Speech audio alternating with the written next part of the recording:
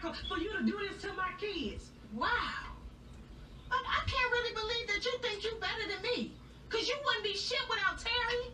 If this nigga dropped dead today, your ass would be in the ghetto tomorrow. Bitch, he is insured. I have a bigger house and a new man. Please, come. Wait. What?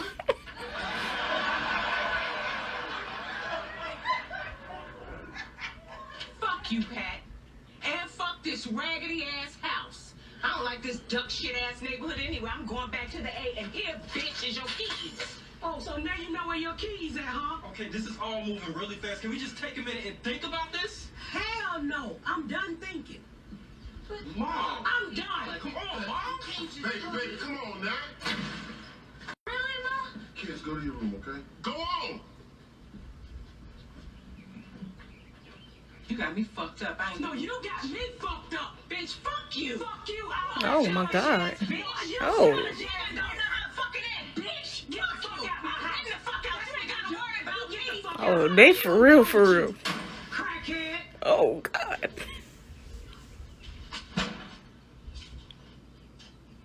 Oh, fuck. I know, baby. I know. Hey.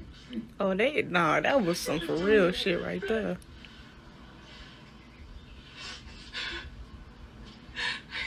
Shit, but not your fucking ass, bitch.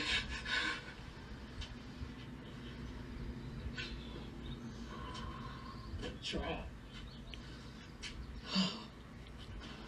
Fucking bitch. It's a white neighborhood. They'll shoot your ass.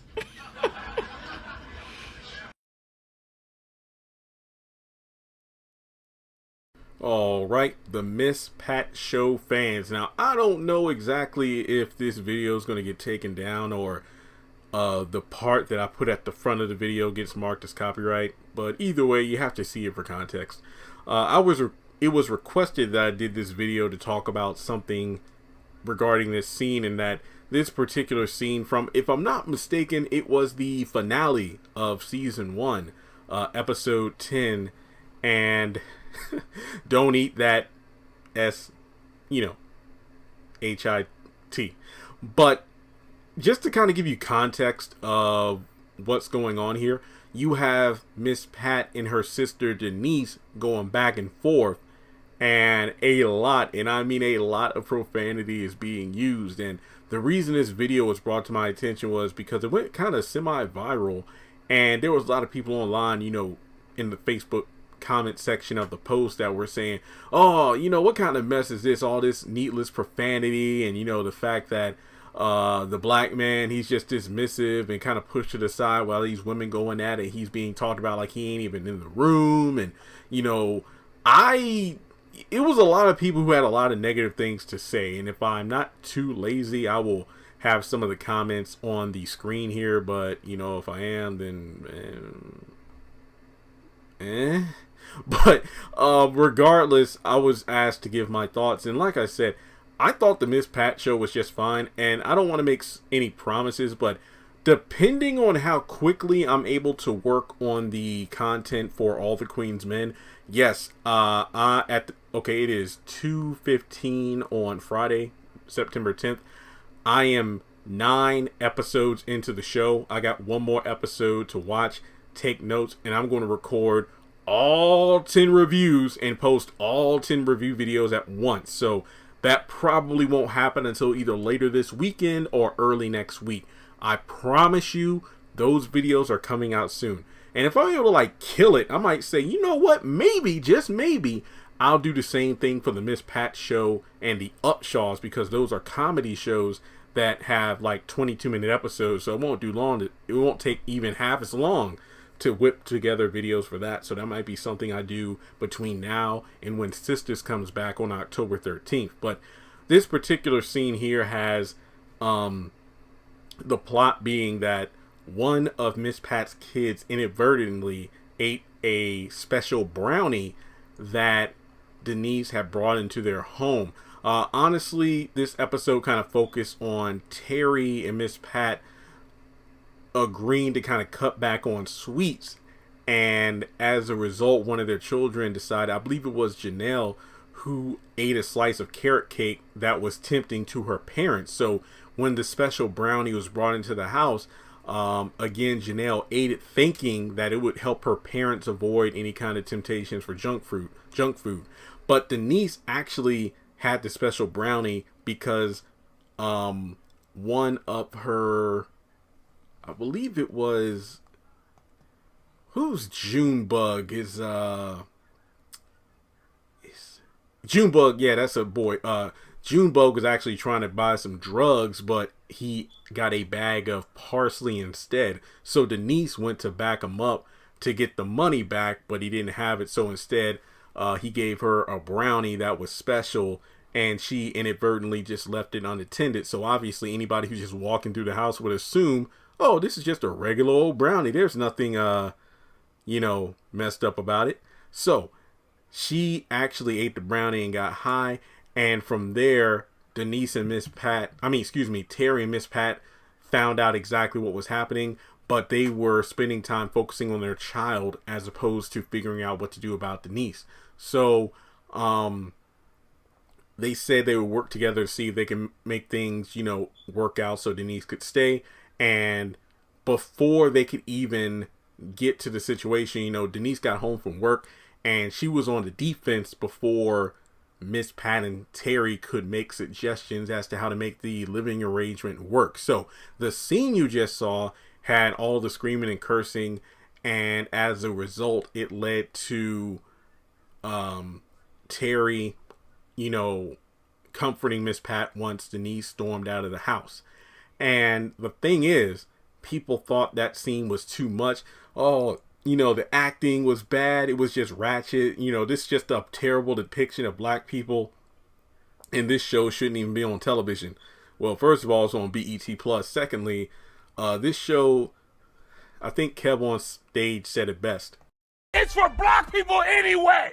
This is her story. This is her life in sitcom form. And yeah, I'd say that some of the acting from, Miss Pat is a bit, not amazing, but this really isn't her profession. She's more so a comedian podcaster than somebody who's an actress. But I'm sure with season 2 coming up, they'll look at season 1 and say, okay, here's how I could do better, because some of the children were some of the standout actors on the show. But that's completely understandable. Remember, this is like if I were put on a sitcom or something. I'm just a YouTuber, but at the same time, season 1 might always have a little rough edges, but they can be smoothed out by the time the show comes back.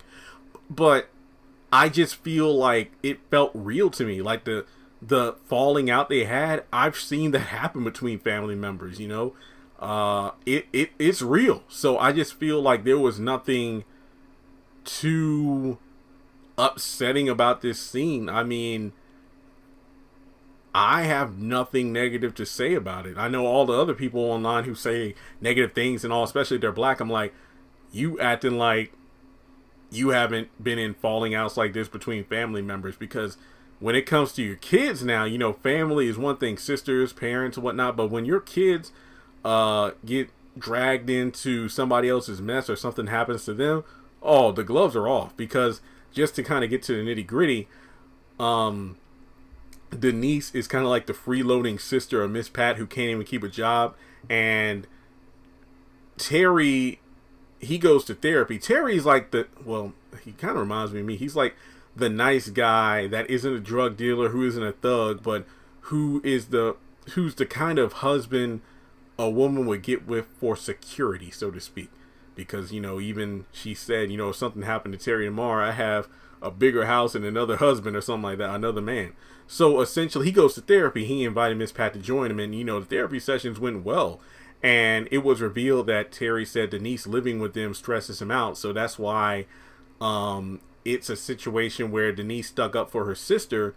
But then it was like, oh, okay, some of the things Terry said were right, like her childlike tendencies and, not really being that good of an adult, especially being an aunt to their children.